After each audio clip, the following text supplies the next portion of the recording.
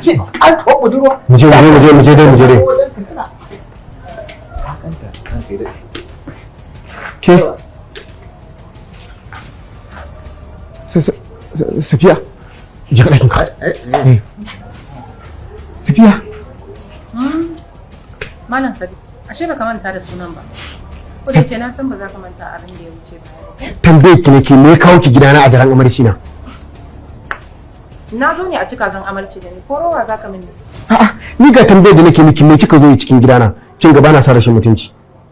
Inna lillahi dan kai wannan da gani ba ta jin magana ta fi tantaranci. Ba wani abu bane.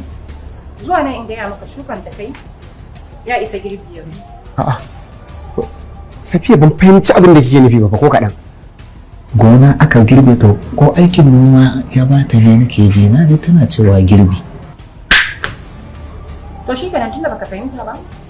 Bara in shiga cikin fahimtawa. Idan na je in ya so kaga sai ka biyo ni. Tsaya da Allah dakata da Allah. Ha ba Safiya. Wata magana kike faɗa wadda kwata-kwata ban fahimce ki ba ta hauka. Wani ai hauka ne. To wai sani ko haukar ne? An fa mahaukaciya ce mana in ba mahaukaciya ba ki zo mutum cikin daren amarcinsa kuma ki ce ba za a yi miki magana ba? Wai kai Sadiq a tunaninka wani karamin abu ne ya kawo ni gidan nan ko? To bara idan na fara abin da ya kawo ni zaka gane me ya kawo ni ka shiga hankalinka.